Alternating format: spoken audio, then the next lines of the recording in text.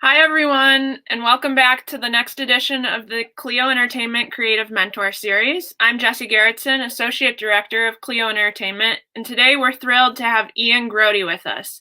Ian is a Group Creative Director at Giant Spoon, and today he's here to present The Hero's Journey, why the best marketing is built on character.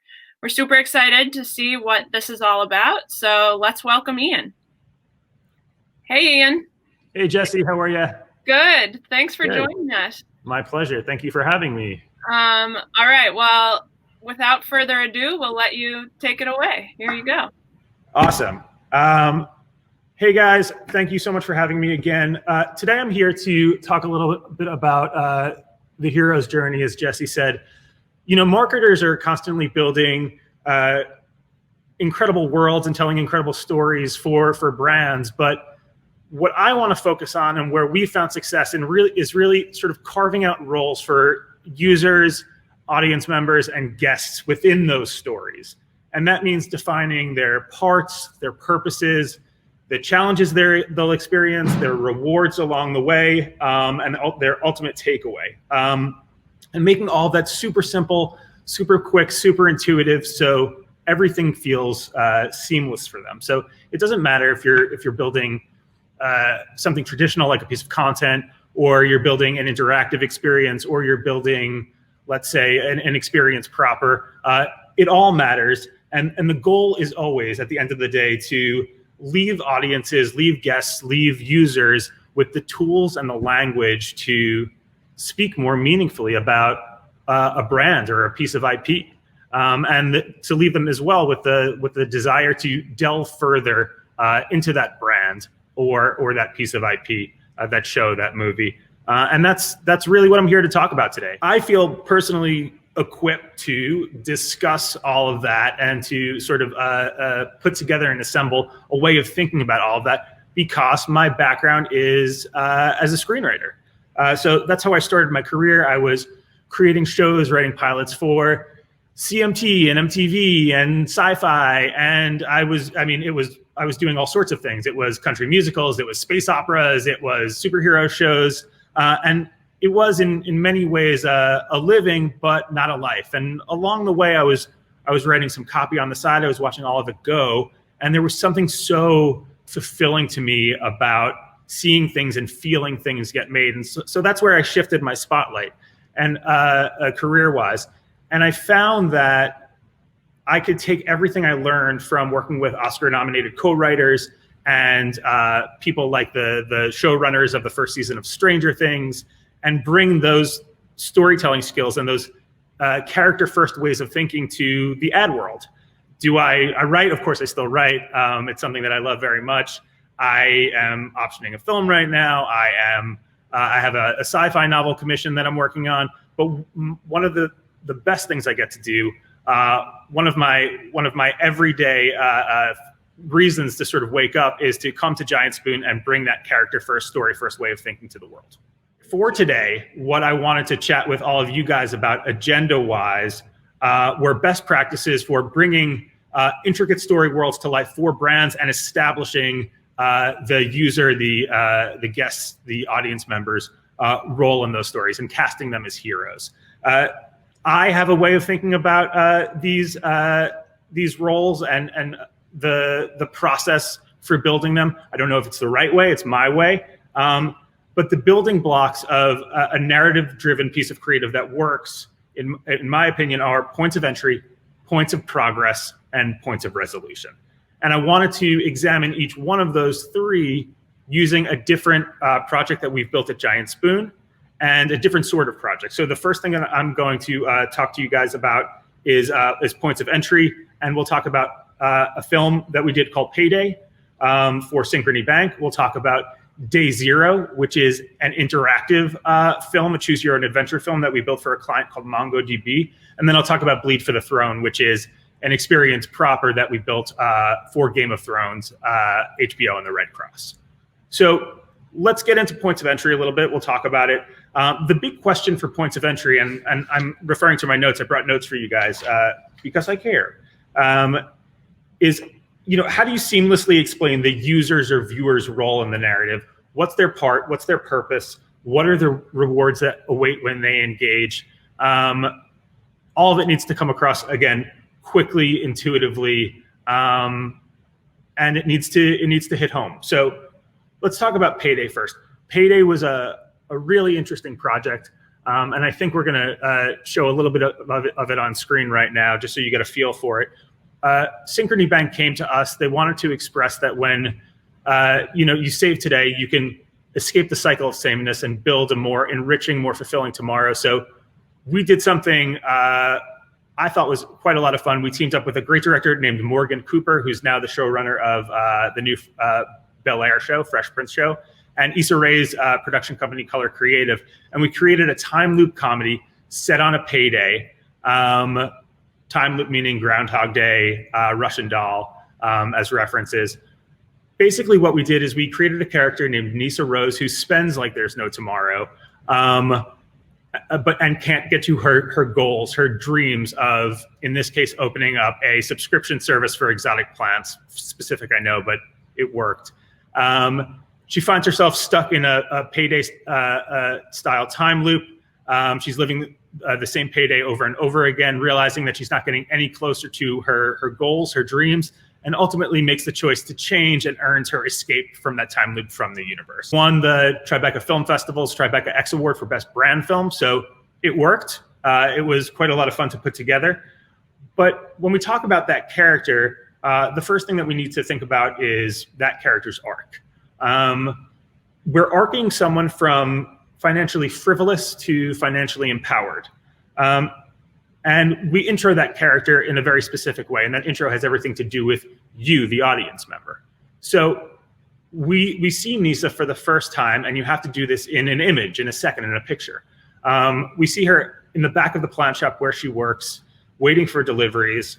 She's catching a few Z's. She's just sort of snoozing. And we establish that while she's quite literally dreaming of something, she's getting no closer to her actual goals. And then we watch her enjoy irresponsibly a payday.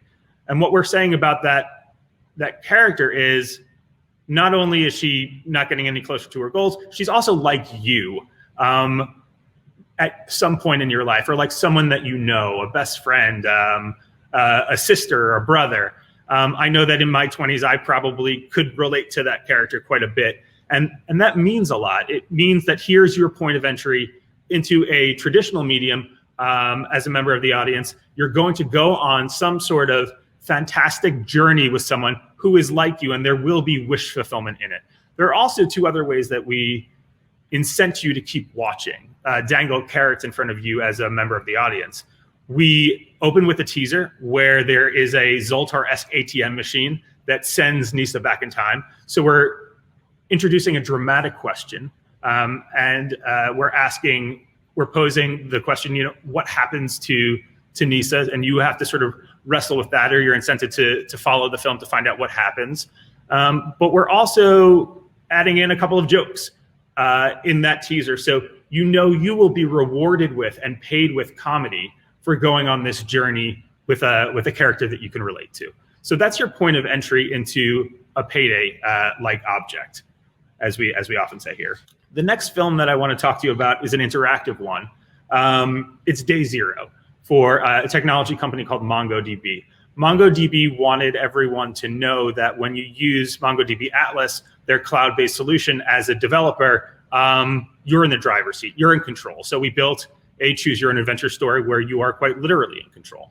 And just to give you guys a bit about the narrative here, so you're grounded, it focuses on a character named Milena, who is a game developer. She struck gold with the next Fortnite. It's about to launch the next day when she has a falling out with her co-founder. Her co-founder happens to disappear. Milena receives a note that says, go to this place at this time, or it's your co-founder's history. So she shows up at an abandoned warehouse. She enters only to realize that it is an IRL recreation of the game that she's developed. And she has to complete a series of trials, all coding based, that highlight our product's capabilities in order to to get to the end of this quest and save her co-founder. So we have that story there. But the important thing about Milena is when we introduce her as a character, we're introducing her as an outsider. And where she's going to arc from someone who is potentially disenfranchised, the lesser of two equals in a partnership, to someone who is absolutely in control. The name of the game in the film is operand. Operand is the object of an operation. She arcs from operand, someone being operated on, to, without giving away too much, operator, someone who's in complete control. So how do you introduce someone who is on the outside? We find her for the first time, and we'll show you an image here, in a crowded space alone. And I think that image in and of itself says quite a lot.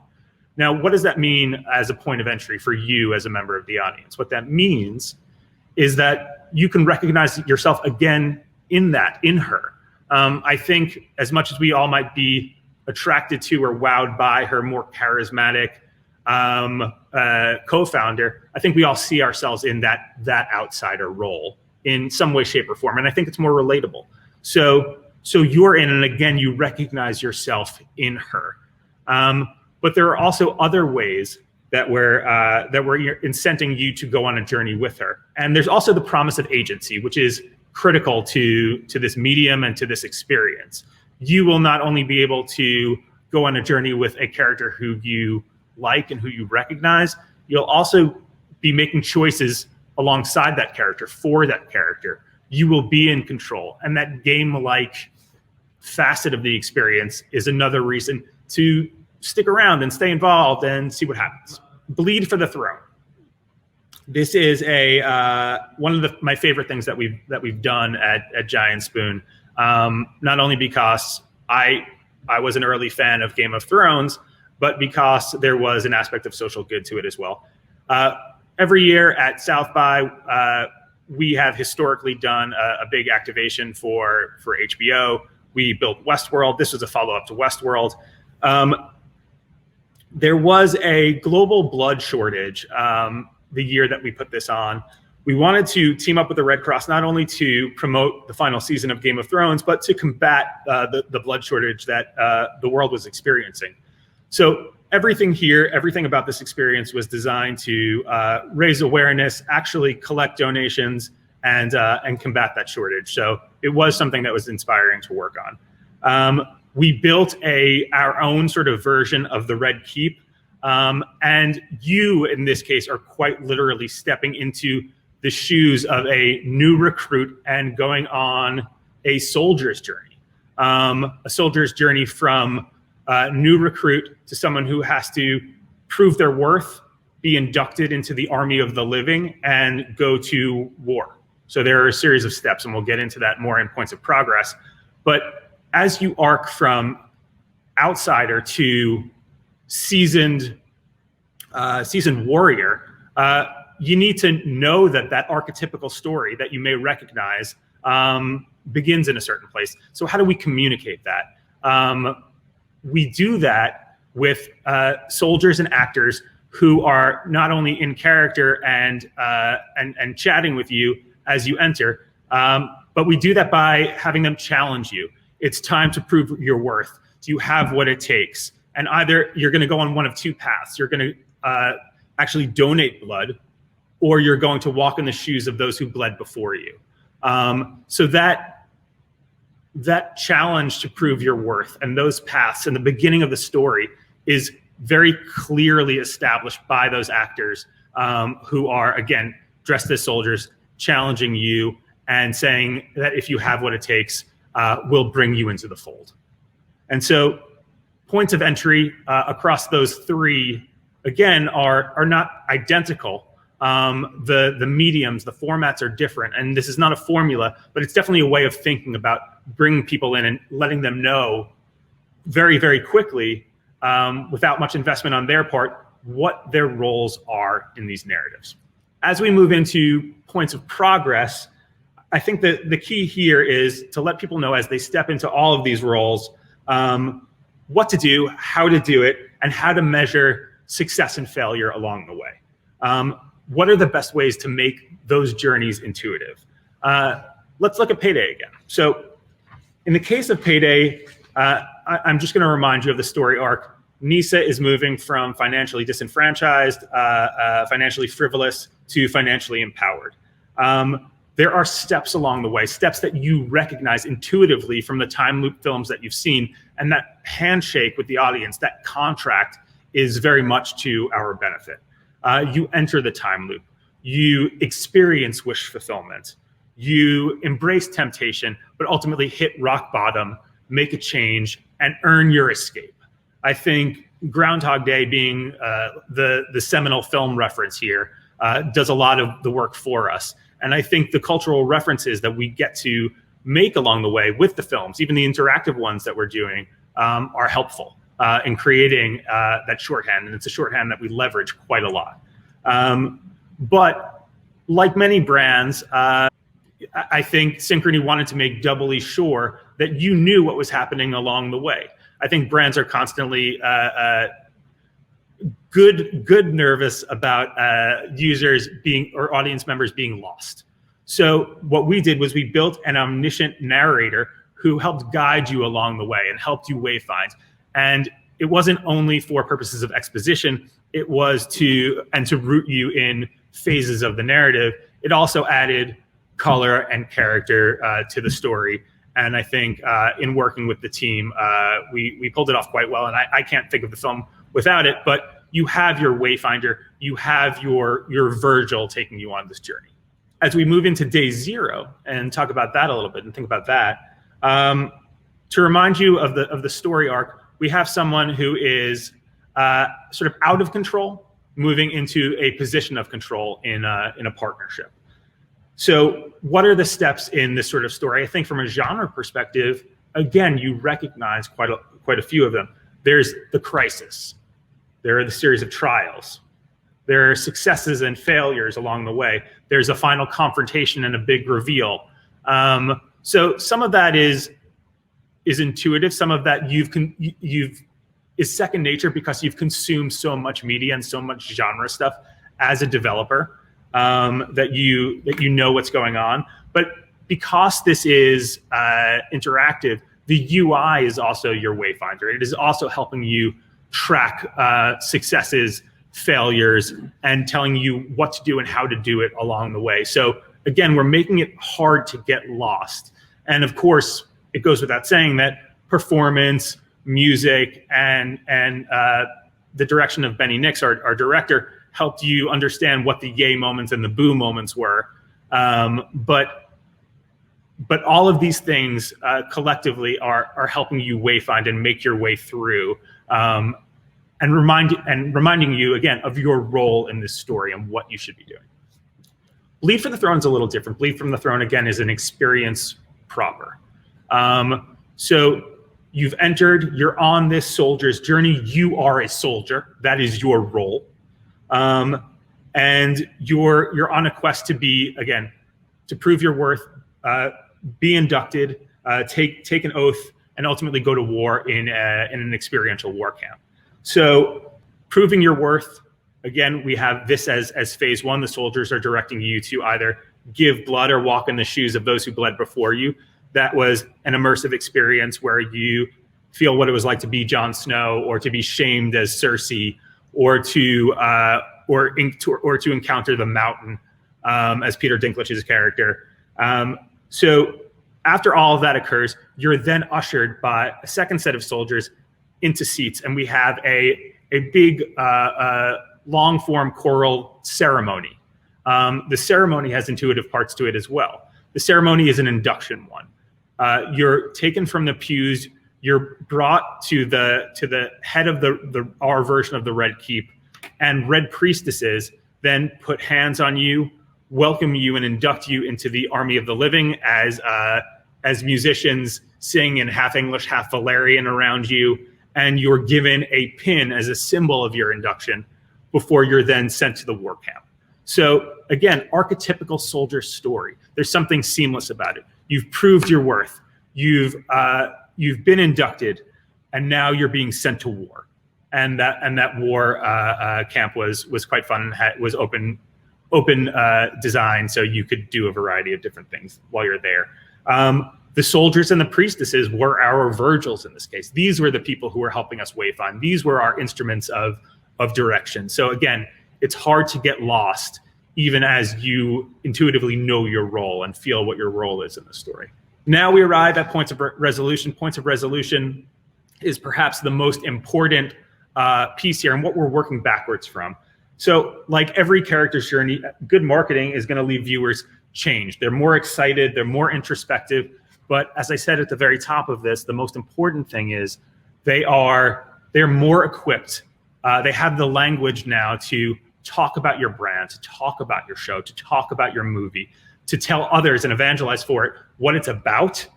And they have the desire to delve more deeply into it themselves.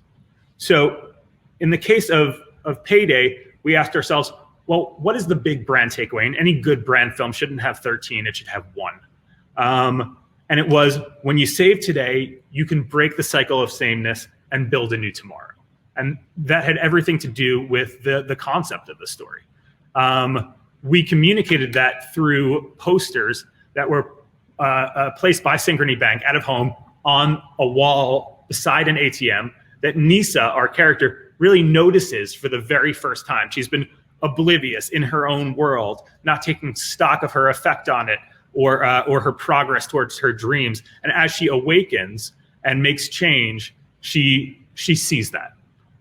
She sees it for the first time, and you can't miss it as a member of the audience. And maybe you don't mind as much because we've told you a few jokes along the way and you've had fun. The emotional takeaway, that's the intellectual takeaway. The emotional takeaway is that, like Nisa, I am capable of change.